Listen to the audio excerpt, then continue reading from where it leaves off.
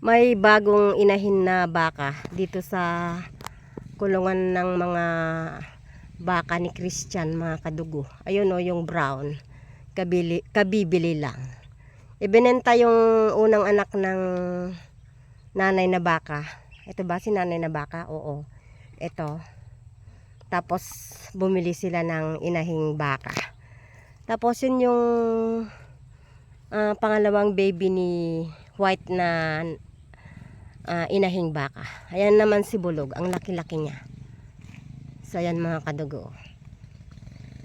So wala nang kambing. Hindi tayo makakapasok kasi what do you call this? Sarado. Wala si bayaw ko.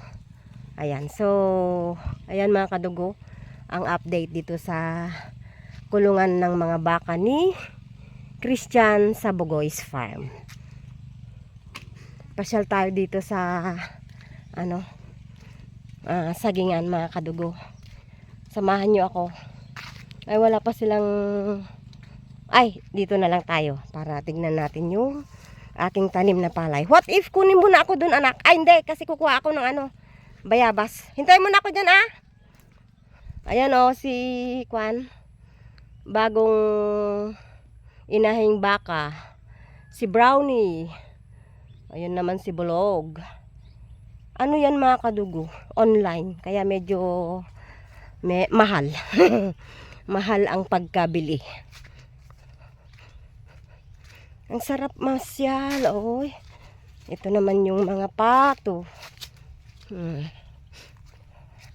Nagtanim yung... Wow! Ito yung update mga kadugo. Dito sa... anuhan ni Christian. Ganda naman, nagtanim ng paragis, nagtanim din ng mga saging. Sabi ko, 'di ba, nung vlog ko na patamnan niya para mayroon silang pangrenta. Oh, 'di ba? Good. I like it. I love it. Yung ginawa ng bayaw ko. Nagtanim ng mga saging. Diba? Galing, ganyan O, diba? Ang sipag talaga nitong nagsanla dito sa Bugoy's Farm mga kadugo, Talagang tignan nyo. Iniiwan niya yung mini-maintain niya na 2-3 yung bawat puno. Malinis. And ito yung ating palay. Not so good ang niya, dawa. So sabi ko, hindi na ako ang magtatanim. Hindi na ako magtatanim next cropping ng palay. Bibili na lang ako ng bigas na kakainin namin. Kasi less stress sa akin. Wow, may mga bago siyang tanim.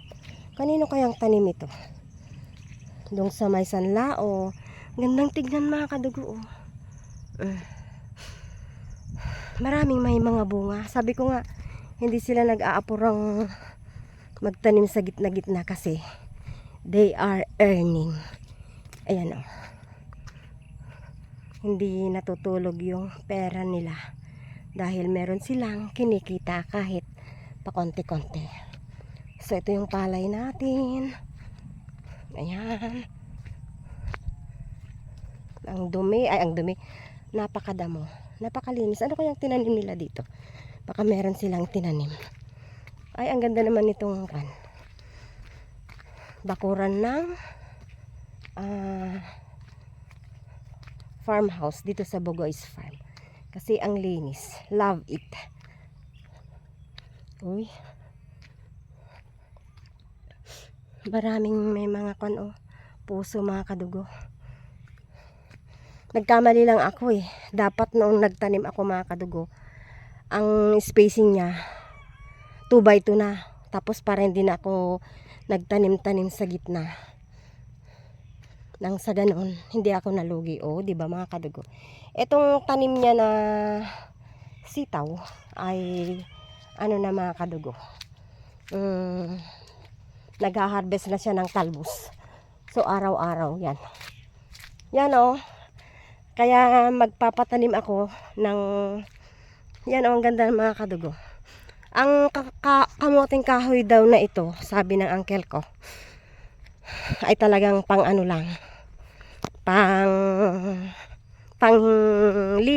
yung lilim, shade.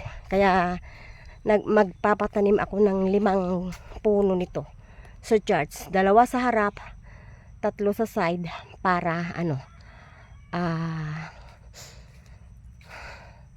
pag doon na kami mag-church, meron kaming sisilungan kasi mainit doon. So yan o, may naitanim na ba sila?